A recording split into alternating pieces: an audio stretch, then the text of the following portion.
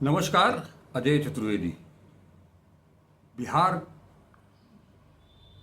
Voter अधिकार यात्रा का 14वां दिन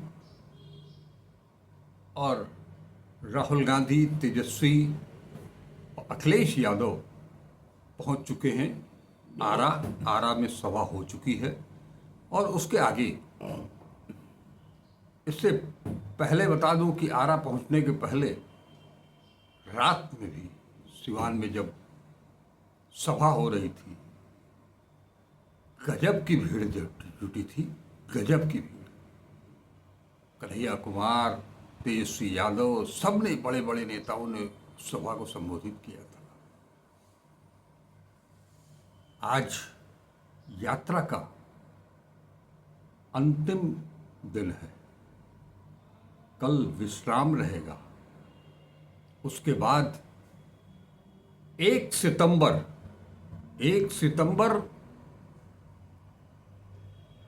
भारतीय लोकतंत्र के इतिहास का सबसे बड़ा दिन होगा। लोकतंत्र इस देश में बचेगा कि नहीं बचेगा, ये भी काफी हद तक उस दिन सुनिश्चित होगा। और जिस लोकतंत्र के लिए राष्ट्रपिता महात्मा गांधी ने जो तपस्या की, अहिंसा, सत्य, उसको बचाने का, वो दिन तय करेगा कि ये देश गांधी के रास्ते चलेगा या गोडसे के। क्योंकि जो हालात पैदा किए गए हैं, अपने ही लोगों को विपक्ष के सभाओं में घुसा करके उनसे, अपने ही शीर्ष पुरुष और उनकी माता को गाली दिलवा करके, जिस तरह से भारतीय जनता पार्टी ने कांग्रेस दफ्तर पर सदाकत आश्रम ऐतिहासिक स्थल, उसमें जो तोड़फोड़ की है, इसका जवाब भी बिहार की पब्लिक देगी, ऐसा लगता है। और दूसरी तरफ चुनाव आयोग अब बुरी तरह से फंसता चला जा रहा है। कहते हैं ना कि एक झूठ को छुपाने के लिए सैकड़ों झूठ बोलने पड़ते हैं, और उसी झूठ के मकड़जाल में आदमी फंस जाता है। वही हाल चुनाव आयोग का हो चुका है। आज हम इन दोनों मुद्दों पर चर्चा करेंगे कॉमरेड अमृत कुमार जी से। आज अभूतपूर्व ये रैली, ये यात्रा, हर क्षण, हर पल जनता का जो सैलाब है, वो विकराल रूप लेता चला जा रहा है। तो सीधे मुखातिब करते हैं अमृत कुमार जी को। अमृत कुमार जी, ये जो एसआईआर को लेकर के जो चीज़ें अभी हाल में सामने आई हैं, उनको लेकर के क्या कुछ आप सोचते हैं, क्या कुछ आपके दिमाग में क्या चल रहा है? धन्यवाद। देखिए, चुनाव आयोग अपने ही हथकंडे से स्वयं फंस गया। अदालत में हलफनामा कुछ और है और आरटीआई का जवाब कुछ और है। यानी इतना बड़ा आयोजन हो गया, ये एक तरह से अश्वमेध यज्ञ ये चुनाव आयोग ने ठाना था, जिसको 30 दिन में पूरा करना था। लेकिन इसमें कोई ऐसा जवाब आरटीआई का नहीं मिल रहा है। 3 जो हैं रिनाउंड, देश के रिनाउंड जो है रिपोर्टर हैं, रिपोर्टर कलेक्टिव आयुषी गर्ग और हर्षिता मनवानी, और आरटीआई कार्यकर्ता हैं अंजलि भारद्वाज। जी। इनको जवाब क्या मिला है? इनको जवाब मिला है कि हमारे पास कोई ऐसा दस्तावेज नहीं है। तो फिर जो आपने हलफनामा जो झूठा दाखिल किया अदालत में, थोड़ा भी भय नहीं है कि झूठ कितना बोलोगे? वो तो जैसे संघ में है कि किसी झूठ को इतनी बार बोलो कि सच हो जाए, लेकिन इन रिटर्न जो देख के फंस गए हो वहाँ कैसे बोलोगे? दोनों दो तरह की बातें, अदालत को कुछ और बताया जा रहा है और जो है आरटीआई में उससे उसके अगेंस्ट बताया जा रहा है। तो ये क्या कंटेम्प्ट भी तो बन सकता है? वो बनेगा। अभी मैं थोड़ा सा इस पर प्रकाश डालूं। ये एसआईआर शुरू करते हैं चुनाव आयोग, तो एसआईआर शुरू करने से पहले कानून मंत्रालय से सलाह लिया गया होगा, तरीका तो यही है। जरूर। तो वो सलाह कहाँ है? जो सलाह उधर से मिला या नहीं लिया? जैसा कि आप कह रहे हैं कि स्वतंत्र हमने ऐसा किया, तो स्वतंत्र करने में भी जो आपने कॉन्फ्रेंसिंग भी किया होगा, तो कलेक्टरों से जो कॉन्फ्रेंसिंग किया होगा वो कहाँ है ना? तो ये सवाल खड़े हो रहे हैं। मैंने ठीक जनता ने और देश की राजनीति ने जो चोरी पकड़ी थी वो तो पकड़ी ही थी। हमारे आरटीआई कार्यकर्ताओं ने, अभी ये तो 3 के अलावा एडीआर भी है जी, और भी जो है आरटीआई कार्यकर्ता हैं, लेकिन सबका सुप्रीम कोर्ट नहीं गया है। लेकिन इनका जवाब सुप्रीम कोर्ट में दाखिल हो चुका है कि ये इन्होंने जवाब दिया है, ऐसा मुझे सुनने में आया। तो अब क्या जवाब देंगे चुनाव आयोग? यानी हम नया भारत के नए चुनाव आयोग, और यह नया चुनाव आयोग कैसे हो गया, ये मतलब अब कौन कहा? चुनाव आयोग भी नया हो गया। नया हो गया नहीं, कैसे हो गया? ये सवाल अभी भी जिंदा है कि कैसे नया चुनाव आयोग हो गया। ठीक है, 1 मिनट के लिए हम मान भी लेते हैं कि नया चुनाव आयोग भी है, नया भारत भी है और नए तरह की सरकार भी है। तो अगर चुनाव आयोग ने के पास कोई दस्तावेज नहीं है, कोई प्रमाण नहीं है, वो चाहे वो डिजिटल प्रमाण पत्र हो, चाहे जो है वो हार्ड कॉपी उसकी दिखाई देती हो कि कोई आदेश आया, फरमान आया, सलाह आया, ऐसा कुछ भी नहीं है, तो फिर किस आधार पर आप करा रहे हैं या कोई और करा रहा है? ये एसआईआर का जो है सूत्रधार कौन है, यह भी तो बताना पड़ेगा, नहीं तो कोर्ट ऑफ कंटेम्प्ट का तो मामला बनता ही। यह राजनीति या जो है हमारे जो आरटीआई के कार्यकर्ता हैं वो आपको सजा दिला पाते हैं कि नहीं दिला पाते हैं, लेकिन जब इस देश की मालिक जनता, जब देश ने पकड़ लिया है आपकी चोरी, तो अब आप कहाँ पे बच के जाओगे? जनता तो सजा देगी। और लाख वो कानून बनाए गए हों चुनाव आयोग के पक्ष में कि कोई एफआईआर नहीं हो सकता, तो एफआईआर से बड़ी सजा मिलने वाली है। चुनाव आयोग को ये समझना चाहिए, क्योंकि इस देश लोकतंत्र में जनता ही जनार्दन है, और वो जनार्दन जो है देख रहा है कि आप क्या कर रहे हैं, तो इनका निकलना मुश्किल है। अब थोड़ा सा सवाल ये है कि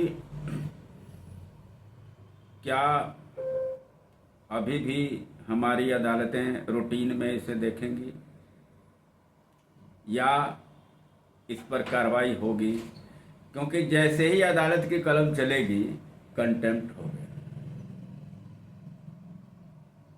क्योंकि आपने कोई बात मानी नहीं। अदालत पूछती रह गई कि भाई आधार बताइए इसका, आपने कोई आधार नहीं दिया। आपने ये कहा कि SIR का रिवीजन एक बार हो चुका है, दो तीन बार हो चुका है, रिवीजन करना था, ये चुनाव आयोग का काम है, चुनाव आयोग कर रहा है। आपके दिमाग में ये बात चल रही थी कि हमारा कोई क्या बिगाड़ ले जाएगा। तो बिगाड़ने का मतलब है कि तुम्हारे आका का तो बिगाड़ होगा ही। तो जब आका का बिगाड़ इस देश का मालिक, इस लोकतंत्र का मालिक, इस संविधान का मालिक कर सकता है, तो तुम्हारी क्या औकात है जी। कोई भी आयोग, कोई भी जो है वो बड़ा अफसर, मुखिया अपने डिपार्टमेंट का, वो राजनीति की पूंछ की गंदगी है। वो राजनीति जब जब चाहे पल्ला झाड़ लेगी। एक दिन जो है यह तुम्हारे आका भी पल्ला झाड़ लेगी। ये परिस्थिति आ रही है। अब आप देखिए, मैं अभी शायद इस बात को 2 बार कह चुका कि इस यात्रा को पदयात्रा में बदल देने का जो उपक्रम शासन द्वारा किया गया, वो तो दिखाई दे ही रहा है, जनता देख रही है।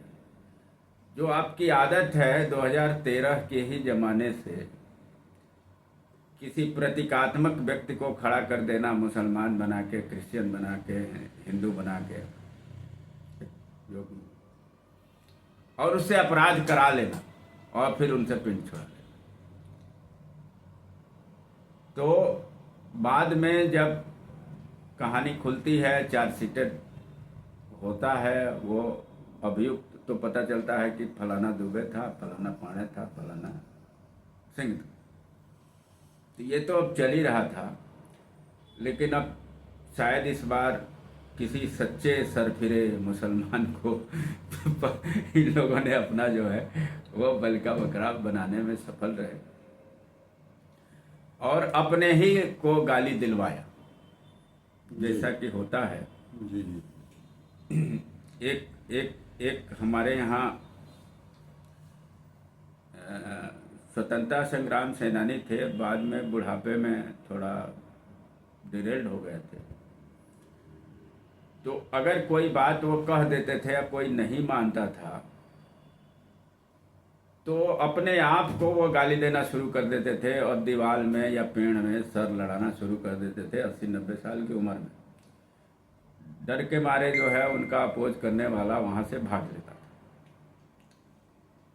तो ये तो एक व्यक्तिगत कहानी, लेकिन समूह में जहाँ तक बात है, अभी बात आई है कि हमारे प्रधानमंत्री जी ने संघ के रास्ते रास्ता बना लिया है कि रिटायर नहीं होना चाहते हैं। 1 मिनट, उस जो जिसने गाली फक्कड़ दिया था उसका चेहरा देख लीजिए। ये है ये। हाँ, इनको पकड़ लिया क्या है? इनको मोहरा बनाया था भाजपा वालों ने। तो सारी कहानी खुल इस, चुकी है। हाँ, इस तरह से अब ये तो नमूना है, गौ सेवक के रूप में भी नमूना मिलते गए। हाँ, ठीक जो जो जो गौ सेवा के नाम पर अपराध करते रहे। हाँ, बाद में ये पता चलता है कि ये फलाने हैं और इनका काम ही है ब्लैकमेल करना। पैसा अगर नहीं मिला तो चंदा उन्हें नहीं मिला तो वो कसाई बना के कि आप जो है गो हत्यारे हो कह के भीड़ बन के पीट देते। वो मॉब लिंचिंग तो 2014 से ही शुरू हो गई। तब ये सवाल ये भी उठता है कि क्या देश ऐसे ही चलेगा? नहीं चलेगा। क्या लोकतंत्र खत्म हो जाएगा? नहीं होगा। उसकी जड़ें काफी मजबूत हैं। किसी एक व्यक्ति, किसी एक संस्था को के जो है चाहने से ये लोकतंत्र इस देश का नहीं खत्म होने वाला है। अब ये तीन जो हैं, दो जो है वो रिपोर्टर हैं और एक आरटीआई कार्यकर्ता जो है पानी भर दिया। जी। तीन ने मिलकर पानी भर दिया। अभी एडीआर वगैरह है ही है, वो उनके भी नहीं, एडीआर ने, आपको बता दें, आप जो लेकर के चल रहे हैं, एडीआर की तरफ से प्रशांत भूषण जी ने बाकायदे अपील की और उनकी अपील मान ली गई है। जो कल मैंने आपको बताया था कि 8 तारीख को इसकी सुनवाई होनी थी सुप्रीम कोर्ट में एसआईआर की, और एक हफ्ता 10 दिन के भीतर, जिसमें कि आधार अनिवार्य करने के लिए कहा था, सुप्रीम कोर्ट ने आदेश दिया था।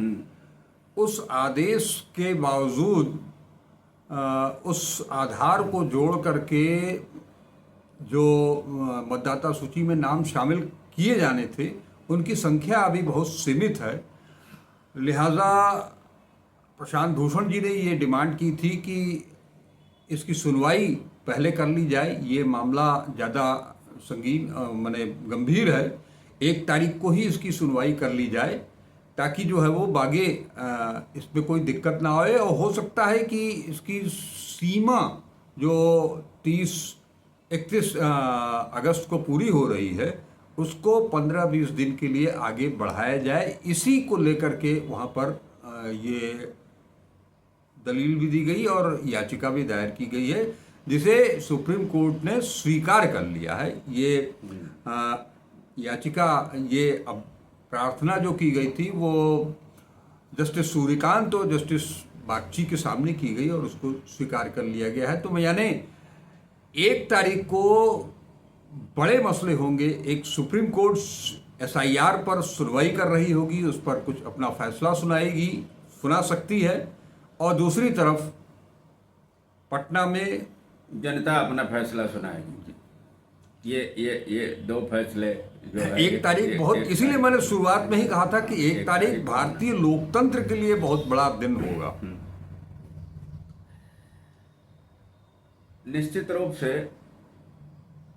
अब हम ये कह सकते हैं कि हमारे लोकतंत्र का हरण कोई नहीं कर सकता, क्योंकि जनता जो है जाग चुकी है। अब ये नहीं कहा जा सकता कि जो है एक जागरण अभियान चलाना है। वो ऑलरेडी जो है जनता जागरण अभियान चला रही है, और यह असर देश के पूरे हिस्से में पड़ने वाला है।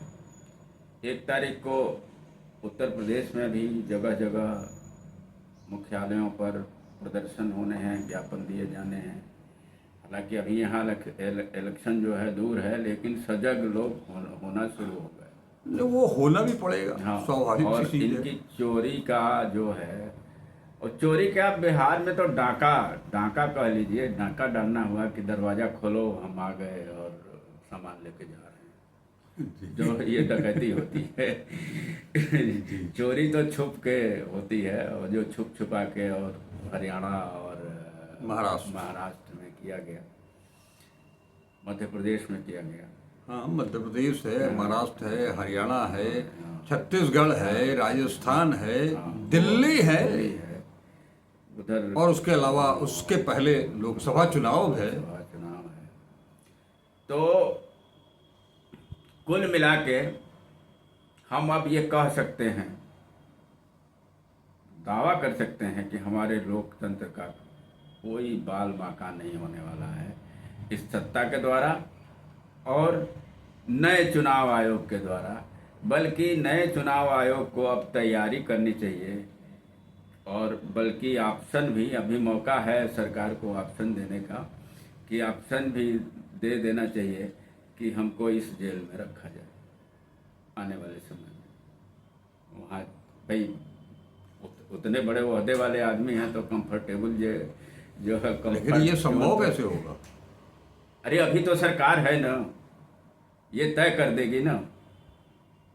आप बनारस में पकड़े जाएंगे और तिहाड़ जेल में ये सरकार जो है शिफ्ट करा देगी। नहीं तो चुनाव आयोग के खिलाफ और चुनाव आयुक्तों के खिलाफ तो कोई मुकदमा कहीं हो नहीं सकता है। होगा, कानून बदल दिया हो गया। गया, वो कानून बदलते रहने दीजिए। अब जनता जो बदलाव करने जा रही है, जनता के पास कानूनी राइट तो है नहीं, है, इनको जेल है, भेजने का है, कानूनी राइट कहाँ से आ जाएगा? है। यही जनता जो है विपक्ष को राइट देगी, ये सरकार बदलेगी, यह कानून बदलेगा, और पुनः जो है एक जो तरीका था चुनाव आयोग के गठन का, सुप्रीम कोर्ट ने भी एतराज जताया था, आपको याद होगा कि ऐसे नहीं चल सकता है। तो ये कानून बना के सुप्रीम कोर्ट के जज को डिलीट कर दिए। वो सुप्रीम कोर्ट का जज भी शामिल होगा, विपक्ष का नेता भी शामिल होगा और प्रधानमंत्री भी शामिल होंगे। बैलेंस चुनाव आयोग खड़ा करने की कोशिश। लेकिन ये तो बहुत लंबी प्रक्रिया है। बिल्कुल लंबी प्रक्रिया नहीं है। पहले जिन कानूनों का सहारा लेते रहे, वो कानून तो बदलने में समय लगेगा। उसी कानून का सहारा लेके इनको आने वाली सरकार जेल में डालेगी और तब जांच होगा। नहीं, वही कह रहे हैं कि आने वाली सरकार जब आएगी तब ना। आ रही है, आ रही है। कहाँ है? बिहार जो है संकट में था, और बिहार का संकट जो है दूर हो गया है। कितना ही चोरी कर लें, कितना ही ईवीएम को टेम्पर कर लें, अब जो चोर वोट हैं, जो फर्जी वोट हैं, वो तो आसानी से नहीं पड़ने वाले हैं। बिल्कुल कठिन हो गया है, क्योंकि हर गांव का आदमी अपने गांव के लोगों को जानता है। इससे मान लिया कि बिहार में आप इंडिया गठबंधन आपका जीत सकता है। हाँ, बस। हाँ। लेकिन ये पूरा कानून बदलना और चुनाव आयोग के खिलाफ कार्रवाई करना, वो तो दिल्ली की सत्ता बदलेगी तब इसके बाद हर चुनाव ये हारने वाले हैं। वही मैं कह रहा हूँ। उत्तर प्रदेश का भी चुनाव हारेंगे। तो उत्तर प्रदेश आने वाले 27 में, हाँ, आने वाला जो भी जिस देश में चुनाव है, वोट चोर हैं, तो उतनी सतर्कता से जो है वहाँ के लोग रहेंगे। प्रदेशों में जी। ये हर जगह चुनाव हारेंगे। बल्कि आज मध्य प्रदेश में चुनाव करा दिया जाए तो ये हार जाएंगे, क्योंकि वोट चोरी का पर्दाफाश हो गया ना। वो तो बाकी नहीं रह गया ना। चुनाव आयोग तो फंस गया ना अपनी ही बातों में। चुनाव आयोग जो है कह रहा है अदालत में कुछ और आरटीआई कार्यकर्ताओं को और कलेक्टिव रिपोर्टर्स के लोगों को सूचना कुछ और दे रहा है, और कहीं कुछ नहीं बता पा रहा है। इसके पास कुछ है ही नहीं है। यानी कि वन सिंगल मैन जो है ऑपरेशन ये चल रहा था। तो सिंगल मैन ऑपरेशन भी चला तो इसके बड़े ढांचे हैं, तब न 30 दिन में पूरा होना था वो काम। तो वो उन ढांचों से कब संवाद बना भाई? कॉन्फ्रेंसिंग भी हुई होगी तो उसका डिटेल होगा ना, तब न एक्टिव हुए लोग। नहीं, वही चीज मैं कह रहा हूँ कि चुनाव आयोग को जेल भेजना या भेजने की प्रक्रिया तो केंद्र सरकार करेगी। हाँ, तो केंद्र सरकार 29 में आ रही है। तो 29 में ना, हाँ, यही तो मैं कह रहा हूँ तो कि इसमें तो अभी समय लगेगा। 2 साल में अब राज्यों में चौकन्ना होंगे न, जनता होगी ना जी। तो इनकी चोरी नहीं न चलेगी और इनका टेम्परिंग तो नहीं चलेगा। कोई तीसरा रास्ता खोज लेंगे। तीसरा रास्ता ढूंढने में हर राज्यों में, क्योंकि वही स्थिति, तीसरा रास्ता भी ढूंढेंगे तो वो निकल आएगा। नहीं, अभी तो तीसरा रास्ता खोजने के लिए इनके पास टाइम है। अभी आसाम हो या बिहार, पश्चिम बंगाल हो या उत्तर प्रदेश हो, तो अभी तो टाइम है चुनाव में। नहीं, सब टाइम होते हुए भी हर चुनाव में इतने ये बुरी तरह से पीटेंगे कि इनकी बुद्धि काम नहीं करेगी। विनाश काले विपरीत बुद्धि। हम लोगों के कहानियों में भी कहा गया है कि जिसका विनाश आता है उसका ईमान पहले जाता है। इनका ईमान जा चुका, बल उसके बाद जाता है। इनका बल खत्म होने जा रहा है, क्योंकि जनता ही बल होती है लोकतंत्र में। वो बल खत्म होता जा रहा है।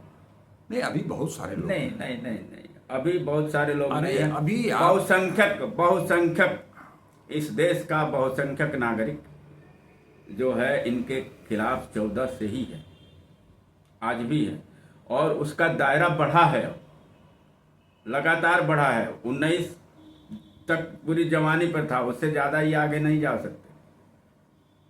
25 में देखिए कहाँ खड़े हो गए, लंगड़ी सरकार बन गई। अब तो लंगड़ियों की नौबत नहीं आने वाली है, तो ये तो सत्ता से बाहर हो रहे हैं। 4 साल का इंतजार बहुत बड़ा इंतजार नहीं है, इसमें बहुत सी लड़ाइयों को पार भी करना है जनता को, और जनता करेगी। एक बार जब देखिए, हम लोग बड़े धैर्यवान लोग हैं, भारत की जनता जो है हम लोग, लेकिन जिस समय उसे समझ में आ जाता है कि हम ठगे जा रहे हैं, तो फिर वो ठगने के लिए जो है, ठगे जाने के लिए तैयार नहीं होती। एक साधारण व्यक्तिगत रिश्तों में भी ऐसा होता है, तो ये तो देश का रिश्ता है। ये जो कल तोड़फोड़ की है उस पर कुछ कहना चाहेंगे? इंडिया गठबंधन के आप घटक दल के प्रमुख। मैं पहले ही कह चुका कि सत्ता पक्ष व्यवधान डालने की अपने जो है कोशिश करेगा, अपने तिक्रमों से बाज नहीं आएगा। एक तिक्रम का खुलासा भी हो गया, सेम डे हो गया, है ना। दूसरी, अब एक चीज और मैं जो बताने वाला हूं कि अब हमारे प्रधानमंत्री के पास भी कोई काम नहीं रह गया। अरे वो समझौता करने के अरे लिए जापान जाने गए। दीजिए, समझौता करने के लिए गए तो उससे पहले जो है कार को झंडा दिखा के गए हैं, जी मारुति को। जी। कहाँ हर रेलगाड़ी को झंडा दिखाते थे, मालगाड़ी को झंडा दिखाते थे, पैसेंजर गाड़ी को झंडा दिखाते थे। अब वो झंडे की स्थिति ये आ गई कि वो जो है दिखा रहे हैं कार का। ये है हमारी प्रधानमंत्री का काम। वो तो हमारे देश में बन रही है, नया मॉडल आ रहा है, नया मॉडल आ रहा है, तो नया मॉडल जो है, मॉडल्स जो है उसके लिए अलग वो दुनिया होती है जो वो प्रचार करते हैं उनका। भारत के प्रधानमंत्री के पास इतनी तो फुर्सत नहीं होनी चाहिए कि कार का झंडे दिखाने चला जाए, सिर्फ इसलिए कि सुजुकी के साथ इनको तालमेल बिठाना है, जापान को खुश करना था। तो क्या जापान इससे खुश हो जाएगा? समझौता तो हो गया है कुछ। वो समझौते तो होते रहते हैं। हमारा समझौता आज से थोड़े है जापान के साथ। जापान ने ही पैसा जो है 1999 से देना शुरू किया इस देश में बौद्ध परिपथ के लिए। उस समय ये कहाँ थे?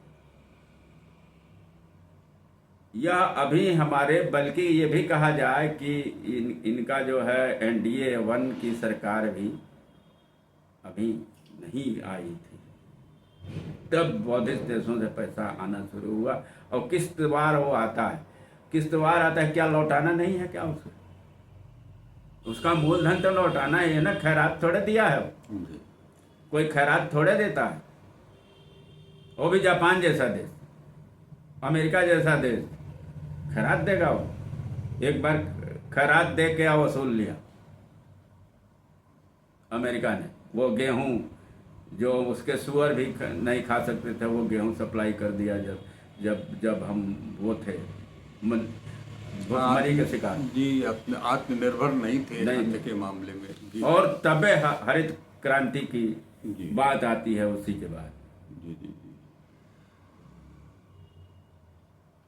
तो ये मान लिया जाए कि अब इनकी विदाई तय है। बिल्कुल बिल्कुल। और हम जो आपकी बातचीत से लगा है उससे ये भी निष्कर्ष पर पहुंच सकते हैं कि इस पूरे मामले में चुनाव आयोग ने जो किया है उसमें सुप्रीम कोर्ट की तरफ से भी कोई सख्त फैसला आ सकता है।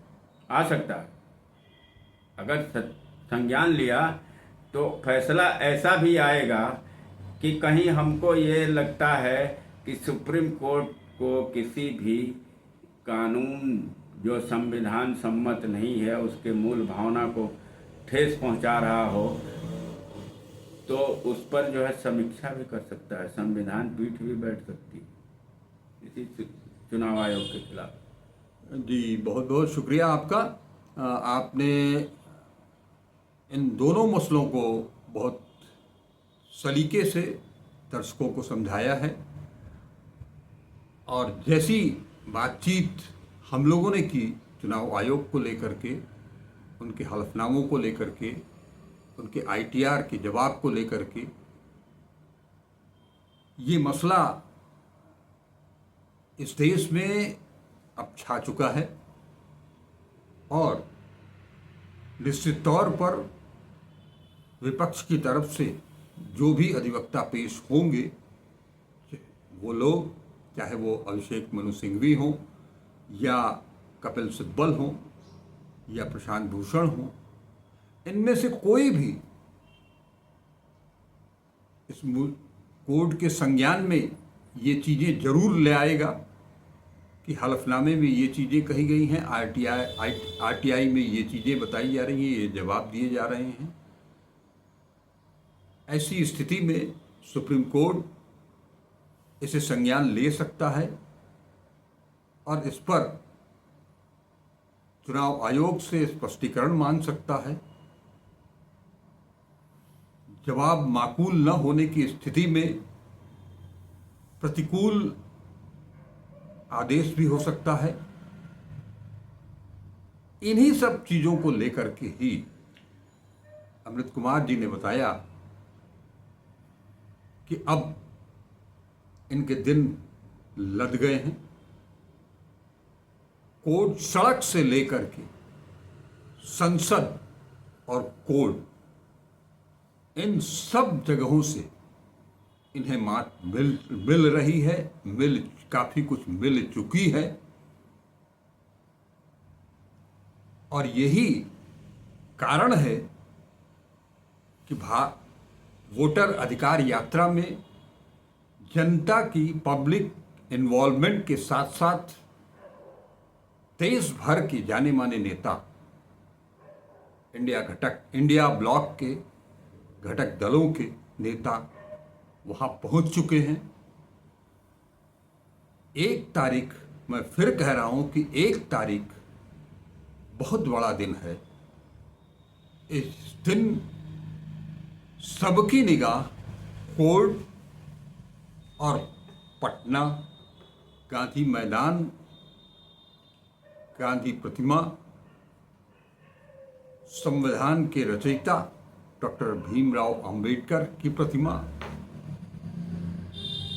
ये गांधी से अंबेडकर तक की ये यात्रा, इसके मायने बहुत बड़े हैं। महज ये संयोग नहीं है कि बापू की प्रतिमा से अंबेडकर की प्रतिमा तक ये यात्रा निकलेगी। ये महज संयोग या इत्तेफाक नहीं है, ये सोची समझी योजना के तहत किया गया है। आप सबको अच्छी तरह से मालूम होगा कि संविधान निर्माण के लिए बापू ने ही पंडित जवाहरलाल नेहरू को, अंबेडकर को इसमें शामिल करने की सिफारिश की थी और उन्हीं की सिफारिश पर अंबेडकर बुलाए गए। उन्होंने अध्यक्षता की और संविधान इस देश को दिया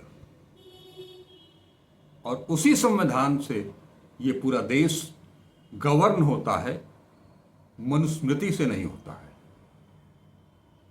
आज अब ये वक्त आ गया है कि ये देश तय करेगा, देश की जनता ये तय करेगी कि देश गांधी, नेहरू, पटेल, अंबेडकर के संविधान के रास्तों पर चलेगा या हिंदूवादी तरीके से, मनुवादी तरीके से चलेगा। बहुत बहुत शुक्रिया आप सबका। इसके साथ ही हम विदा लेते हैं, फिर मिलेंगे किसी नए विषय के साथ। नमस्कार, अजय द्विवेदी।